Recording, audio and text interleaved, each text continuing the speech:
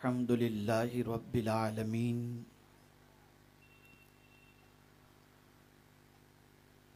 वल आक़िबतु लिल मुत्तक़ीन वस्सलातु वस्सलामु अला सय्यिदिल अंबियाइ वल मुरसलीन व अला आलिहि व अस्हाबिहि अत्तय्यिबीन अत्ताहिरीन अम्मा बाद फ़अऊज़ु बिल्लाहि मिनश शैतानिर रजीम बिस्मिल्लाहिर रहमानिर रहीम हुवल्लज़ी बअस फ़िल उम्मिय्यीन रसूलन मिनहुम यतलू अलैहिम आयातिही व युज़क्कीहिम व युअल्लिमुहुमुल किताब वल हिकमा व इन कानू मिन क़ब्लु लफ़ी ज़लालिम मुबीन सदक़ल्लाहुल अज़ीम। काबिल-ए-इज़्ज़त तकरीम ख़तीब आज़म मुस्लिह कौम व मिल्लत सरमाये अहले सुन्नत बक़ियतुस्सल्फ़ हज़रत अल्लामा क़मरुज़्ज़मा खां साहब आज़मी मद्दसिल्लहुल आली व दिगर उलमाए ज़वील एहतराम व हाज़िरीन व नाज़िरीन अस्सलामु अलैकुम व रहमतुल्लाहि व बरकातुहू। मेरे प्यारे आका सल्लल्लाहु ताला अलैहि वसल्लम के प्यारे दीवानों, जिस आये करीमा की तिलावत का मैंने शर्फ हासिल किया, उससे मुताल्लिक़ कुछ मारूज़ात पेश करने से पहले आक़ाए करीम रऊफ़ुर रहीम अलैहि तहिय्यतु व तस्लीम की बारगाह बेकस पनाह में जिस तरीक़े से मैं पढ़ा हूँ, अक़ीदत व मोहब्बत में डूब कर उसी तरीक़े से दुरूद व सलाम का नजराना पेश करें। अस्सलातु वस्सलामु अलैका या रसूल अल्लाह, अस्सलातु वस्सलामु अलैका या हबीब अल्लाह, अस्सलातु वस्सलामु अलैका या नबी अल्लाह, अस्सलातु वस्सलामु अलैका या नूर अल्लाह व अला आलिका व अस्हाबिका या हबीब अल्लाह सल्लल्लाहु ताला अलैहि वसल्लम। मेरे प्यारे आका सल्लल्लाहु ताला अलैहि वसल्लम के प्यारे दीवानों, हमने और आपने रईसुल मुफस्सिरीन से एक पुरमग़्ज़ और ईमान अफरोज़ किताब समाअत किया और मेरे बाद दिलों को जिला बख्शने वाली एक तकरीर और दिमाग को मुनव्वर व मुजल्ला करने वाली एक तकरीर हुज़ूर मुफ़क्किर इस्लाम से हम और आप इंशाअल्लाह सुनेंगे। मैं थोड़ी देर के लिए हाजिर आया हूँ और अहबाब का इसरार और मशवरा था कि कुछ तरबियत से मुताल्लिक़ बातें आपके गोश गुजार करने की सआदत हासिल करूं, तो मैं चाहूँगा थोड़ी देर आक़ाए करीम सल्लल्लाहु ताला अलैहि वसल्लम ने कुरान मुक़द्दस की रोशनी में किस तरीक़े से इंसानों की तरबियत फरमाई और रसूल गिरामी वक़ार सल्लल्लाहु अलैहि वसल्लम ने तालीम के साथ साथ उनकी ज़िंदगी के अंदर अखलाक़ी पहलू को भी कितना उजागर किया। ये बात अच्छी तरीके से याद रखें, मर्ज़ जितना बड़ा हो मुआलिज भी उतना ही बड़ा होना चाहिए। आक़ाए करीम सल्लल्लाहु ताला अलैहि वसल्लम की आमद से पेशतर जिन अमराज के अंदर हिजाज के लोग गिरफ्तार थे या पूरी दुनिया के लोग, उनके लिए ज़रूरी था एक ऐसा मुआलिज इस दुनिया में तशरीफ लाए जिनकी जात से हर किस्म के मर्ज में गिरफ्तार लोगों की इस्लाह हो जाए। आकाए करीम रऊफ रहीम अलैहि तहियत व तस्लीम की आमद से पेशतर और बासत मुबारका से पेशतर आप पूरे अरब का जायजा लें,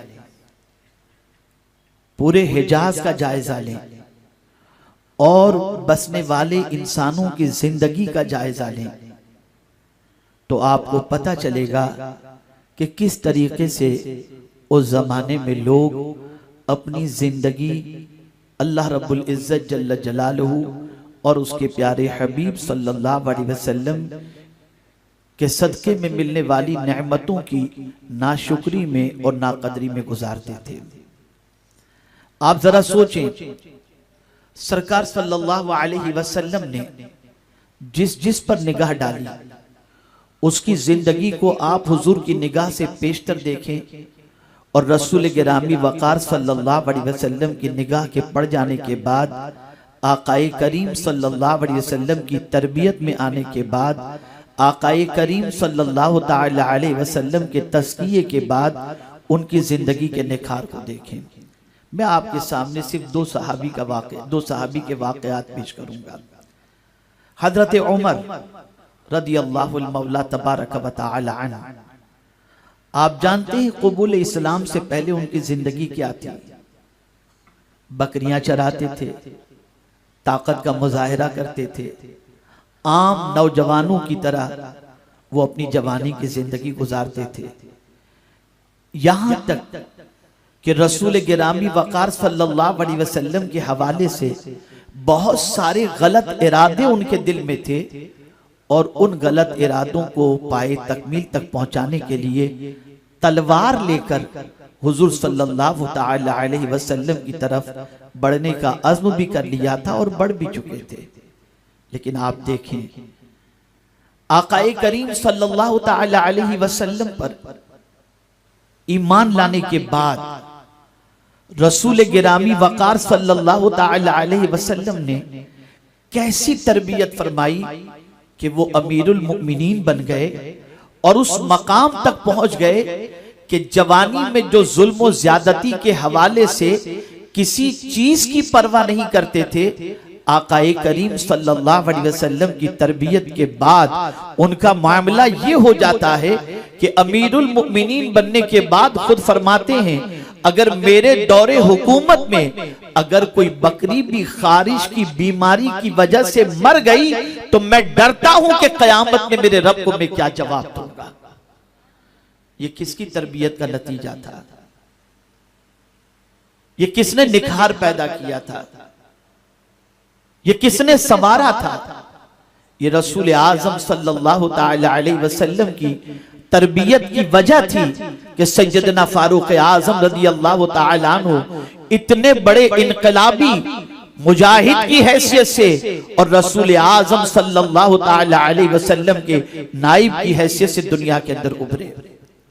मेरे प्यारे आका सल्लल्लाहु ताला अलैहि वसल्लम के प्यारे दीवानों, इसी तरीके से आप देखें हजरत अब्दुल्ला इब्न मसऊद रदी अल्लाह ताला अन्हु, उनकी हयात तैयबा का मुताला करें।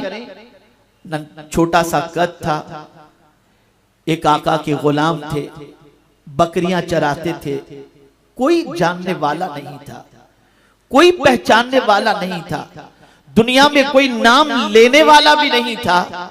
लेकिन रसूल आजम सल्लल्लाहु अलैहि वसल्लम की गुलामी के बाद हजरत अब्दुल्ला इब्न मसऊद रदी अल्लाह ताला अन्हु को अल्लाह ने वो मकाम व मर्तबा अता फरमाया कि फिक़ह के सिलसिले में मुअस्सिसे अकबर की हैसियत से और इमाम आजम को देखा जाए तो वो उनके खोशाची नजर आते हैं।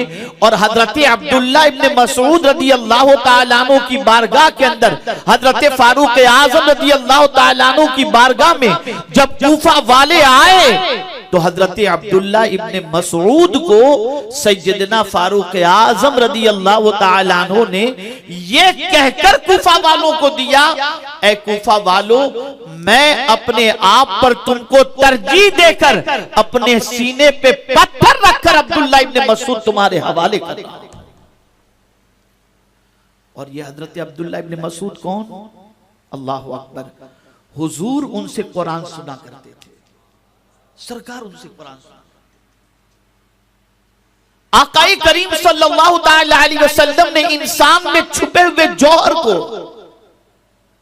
इस तरह से निखारा कि रसूल आज़म सल्लल्लाहु अलैहि वसल्लम के सदक़े तुफैल जर्रे आफताब बन गए और जिनकी कोई पहचान दुनिया में नहीं थी, मेरे आका सल्लल्लाहु अलैहि वसल्लम की तरबियत की वजह से दुनिया उनको सलाम भी करने लगी और दुनिया उनको पहचानने भी लगी। मेरे प्यारे आका सल्लल्लाहु अलैहि वसल्लम के प्यारे दीवानों, आज तालीम पर यकीनन जोर दिया जा रहा है, इसमें कोई शक नहीं है, लेकिन ये बात अच्छी तरह से याद रखें, रसूल गिरामी वकार सल्लल्लाहु अलैहि वसल्लम सिर्फ मुअल्लिम बनकर तशरीफ नहीं लाए, बल्कि मेरे आका सल्लल्लाहु अलैहि वसल्लम मुज़क्की बनकर के भी तशरीफ लाए। सरकार सल्लल्लाहु अलैहि वसल्लम जहां तालीम के ज़ेवर से लोगों को आरास्ता करते, वहीं मुस्तफा जान रहमत सल्लल्लाहु अलैहि वसल्लम तज़किया भी फरमाते, दिलों के मैल को साफ करते, अमराज़े क़ल्बी का इलाज फरमाया करते थे। आप देखें सहाबा की नोक पलक को सरकार ने कैसे दुरुस्त फरमाई, सहाबा की छोटी छोटी चीजों का सरकार ने कितना ख्याल फरमाया। अल्लाह अकबर, रसूल आज़म सल्लल्लाहु अलैहि वसल्लम की बारगाह के अंदर एक मर्तबा हजरत बिलाल रज़ी अल्लाह तआला अन्हु तशरीफ लाए और उन्होंने हजरत अबू ज़र रज़ी अल्लाह तआला अन्हु की कंप्लेन क्या थी? हजरत अबू ज़र रज़ी अल्लाह तआला अन्हु ने हजरत बिलाल से सिर्फ इतना कहा था, या इब्न अल हबशा, तो हजरत बिलाल रोने लगे। सरकार सल्लल्लाहु अलैहि वसल्लम की बारगाह में हाजिर होकर अर्ज करते हैं, या रसूल अल्लाह सल्लल्लाहु अलैहि वसल्लम, मुझे आज अबू ज़र ने इब्न अल हबशा कह दिया। सरकार सल्लल्लाहु अलैहि वसल्लम ने तलब फरमाया हजरत अबू ज़र को, और देखिए जुमलों की लताफत को, जुमले की लताफत को, इरशाद फरमाते हैं, ए अबू ज़र, क्या अब भी दौरे जाहिलियत की आदत तुम्हारे अंदर मौजूद है? यानी किसी मुसलमान को ताना देना, उसकी दिल आजारी करना, ये जाहिलों का तरीका है, ये मुसलमानों का तरीका नहीं। अल्लाह अकबर। उसके बाद हजरत अबू ज़र कहते हैं, ए बिलाल, मैं लेट जाता हूं, मेरे चेहरे पर तुम अपना पैर रखो और मुझे रोंद दो। ये तरबियत थी, ये तरबियत थी। आज हाल ये है, कॉलेज और यूनिवर्सिटी के अंदर, स्कूलों के अंदर तालीम तो बेपनाह दी जाती है, लेकिन वो कौन सी आवारगी है जो दर्स गाहों के अंदर, तालीम गाहों के अंदर नजर ना आती हो। बच्चे वहां जाकर आवारा बन जाते हैं, नशा इख्तियार करने लगते हैं, लड़कियों से चैटिंग और आवारा गर्दी करने लग जाते हैं। सबसे इसकी बड़ी वजह यह है कि तालीम तो है, लेकिन तरबियत मकसद भूल जाएं और बैतुल मुकद्दस को फरामोश कर जाएं। ऐसे मौके पर उस वक्त मुजाहिद ने कहा था, ऐ रसूल आज़म के दीवानों, शहर में जब तुम दाखिल होना तो निगाहों को नीची करके दाखिल होना, खबरदार अपनी निगाहों को आवारा न करना, अपनी निगाहों को उठाकर इधर उधर न देखना। अल्लाह अकबर। जब शहर में वो नौजवान दाखिल हुए तो उस वक्त खामोशी के साथ नीची निगाहें किए हुए जब गुलामाने रसूल आगे बढ़ते चले गए तो आखिर का जो नौजवान बाकी रह गया था तो एक लड़की से न रहा गया और उसने बरजस्ता कहा, पता नहीं इनकी निगाहों में किसका हुस्न समाया है कि हमारी तरफ तो निगाह उठाकर देखते तक नहीं। वो नौजवान वहीं रुक गया और बरजस्ता उसने कहा, क्या तुम्हें नहीं मालूम जिनकी निगाहों में मुस्तफा प्यारे के जमाल का हुस्न मौजूद हो वो किसी लड़की पर अपने हुस्न को, अपनी निगाहों को कुर्बान नहीं किया करता है। ये तरबियत थी और ये तरबियत हुजूर के जरिए अल्लाह ने सहाबा की फरमाई। परवरदिगार ने अपने महबूब से फरमाया, कुल लिल मुमिनीना यगुद्दू मिन अबसारिहिम व यहफज़ू फुरूजहुम ज़ालिका अज़का लहुम। तरबियत का लफ्ज देखिए, तज़किये का मामला देखिए, ये उनके लिए सुथरा है। आज माँ बाप के पास बच्चों को स्कूल भेजने का टाइम, उनके यूनिफॉर्म पहनाने का टाइम, उनके होमवर्क के लिए इंतजाम का टाइम, लेकिन आज तरबियत के लिए किसी के पास वक्त नहीं। बस आखिरी बात अर्ज कर दूं, इसलिए कि मैं नहीं चाहता कि हुजूर मुफक्किर इस्लाम के खिताब से हम और आप महरूम रहें। हम भरपूर खिताब हज़रत का समाअत फरमाएंगे इंशाअल्लाह। में एक खास बात, तरबियत कहते किसे हैं, इसको आप अच्छी तरह ज़हन में रखें। तरबियत कहते हैं नक्स को निकालना, यानी खामी को दूर करना और कमाल को पैदा करना, यह है तरबियत। आकाए करीम सल्लल्लाहु अलैहि वसल्लम जो इल्मी इनकलाब के लिए तशरीफ लाए, तवज्जो से सुने, जो इल्मी इनकलाब के लिए तशरीफ लाए, उस प्यारे आका सल्लल्लाहु अलैहि वसल्लम से किसी ने पूछा, या रसूल अल्लाह सल्लल्लाहु ताला अलैहि वसल्लम, माँ बाप की तरफ से औलाद के लिए सबसे बड़ा तोहफा क्या है? माँ बाप की तरफ से औलाद के लिए सबसे बड़ा तोहफा क्या है? बिल्कुल दिलो दिमाग में इसे महफूज करके आज यहां से उठो। तो हुजूर ने क्या जवाब दिया? मेरे आका सल्लल्लाहु अलैहि वसल्लम इरशाद फरमाते हैं, अच्छे अखलाक ये सबसे बड़ा तोहफा है। आपने अपने बच्चे को बंगला दिला दिया, गाड़ियां दिला दी, उसके लिए बैंक बैलेंस छोड़ा, ये उसके लिए बेहतरीन तोहफा नहीं है अखलाक से। लेकिन अगर आपने उसे अखलाक के जेवर से आरास्ता कर दिया तो मेरे आका सल्लल्लाहु अलैहि वसल्लम इरशाद फरमाते हैं कि ये माँ बाप की तरफ से सबसे बड़ा तोहफा। अब मैं आपको बताऊं, आज के दौर में हमारे कल्ब का तस्किया, हमारी बुरी आदतों के निकलने का जरिया क्या हो सकता है? तो आला हजरत अज़ीमुल बरकत इमाम इश्क व मोहब्बत ने एक शेर के जरिए हमें निशानदही फरमा दी। आला हजरत कहते हैं, तू जो चाहे तो अभी मैल मेरे दिल के धुले, कि खुदा दिल नहीं करता कभी मैला तेरा। अगर अपने अखलाक को संवारना है